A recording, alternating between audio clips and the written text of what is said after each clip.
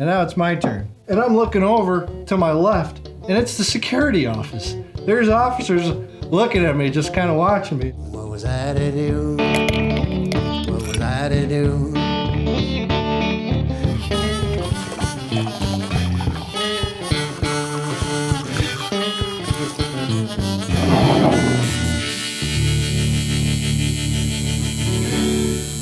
Well, in honor of the good old St. Louis Blues, I'm going to tell the blues story I got. Quick one here. It was one post-Christmas vacation. I was coming back home from my workout in Wyoming, visiting the family and all that. Was hanging out at the good old cigar bar, Stanley's, downtown St. Louis, with the old lady and her family, and it was a great old time sitting there having some cocktails, enjoying the atmosphere and watching the Blues. It was the Predators versus the Blues, and it was a good game. We were up 3-1. They score! Shoots and score! Drive, you score! After a few cocktails, our asses got a hair in them. And Eric started saying, my father-in-law, he was saying, man, let's go in there. Let's go try and sneak in over there. Because they used to sneak in back when they were kids. So it's like, well, shit, let's try it again. We might as well. We got liquid courage. So his wife dropped us all off, Emily and I, and he, and we started looking around for a place where we might try and sneak into this place. And we looked around, all the doors outside were locked, and we found ourselves in this parking garage area. And we found a place of re-entry. It was, metal detectors, and they had the ticket checkers there. And we were kind of standing there, and we're saying, who's going first? Well, Emily's like, I'm going to go, and she went in there. And we were watching, and she walks in. She just kind of just blows past the guy. I hear later from her that she just walked up to the guy and said her mom's got the tickets, stood there for a second and just walked away. And, no pursuit. They didn't go after her at all. The thing with these security guards, no matter where you're at, no matter what event you're in, they're always, getting paid minimum wage, and they barely care. They're not getting paid enough to care, so a lot of times it's old women. So you can get into anything, really, as long as you got a little bit of swagger and a little bit of confidence. So now it's me and Eric out there. He was smoking a cigar, and he's like, all right, fuck it. He just takes one last toke and throws her down and walks right in there. And I see him talk to the guy, and the guy's laughing and just says, all right, come on in. Later, I hear from him. He just said, hey, man, I was just out here smoking a cigar. And the guy just let him right in. Didn't check for ticket or nothing. So we had 2 of the 3 into the building now, and I was the last one. And, I've snuck into shit countless times. You name it, I've been in it. It's easy to get into stuff, but I've only ever gotten myself in.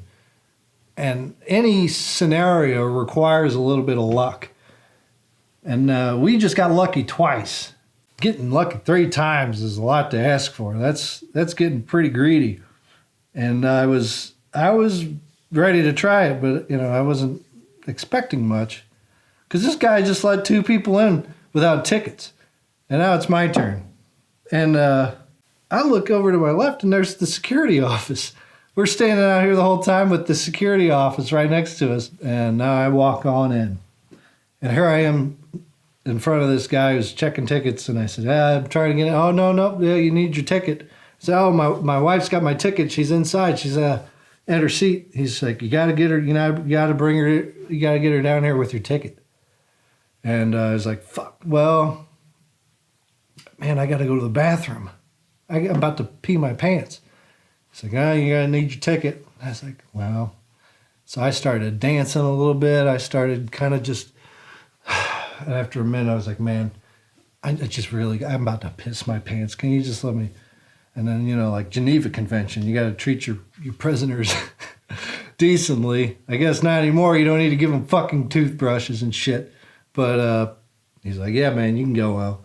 So I ran into the bathroom. I said, I can't believe it. I'm in here. Once I got past him, I was like, we are in. I ran into the bathroom. I switched my shirt. I had a shirt on underneath my other shirt. just so I looked different. Text everybody. I was like, we did it. Oh my God. And I walked out and there they are. It's like, we fucking did this. And unfortunately, by this time, the Predators have scored twice and have tied the game up. So we watched the rest of the third period out by, one of the ways into the seats. And Eric said, I've been sitting on my ass all day at work. I don't want to sit up in my chairs. I just want to stay in here for a minute. And the lady, the usher, was like, you guys can stay in here. So we watched the rest of the third and went and got a few more drinks because, we didn't pay for the tickets. So we were like, man, I'll pay $10 for a beer.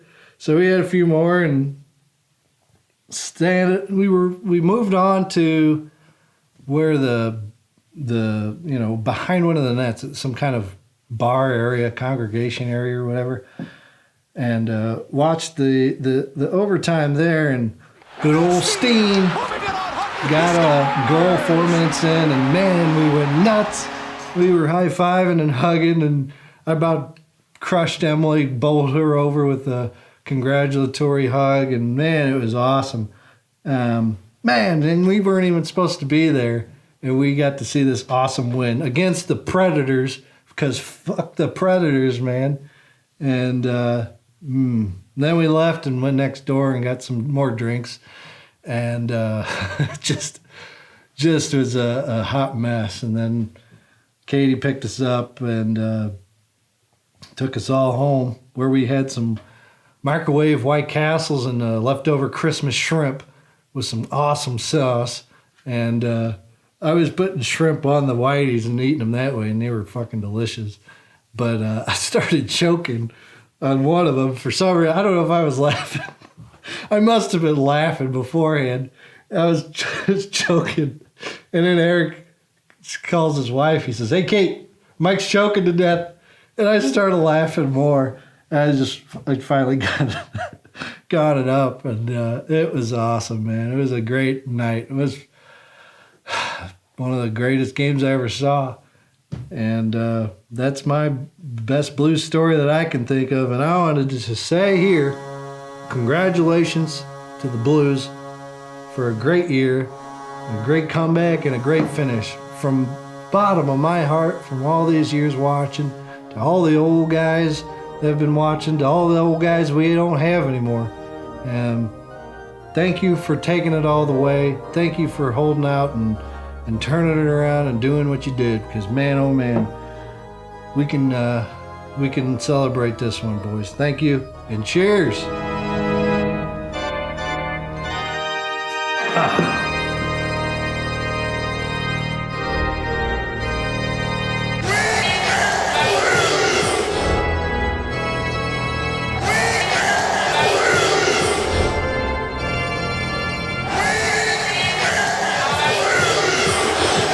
We don't have to go anymore because we already did it.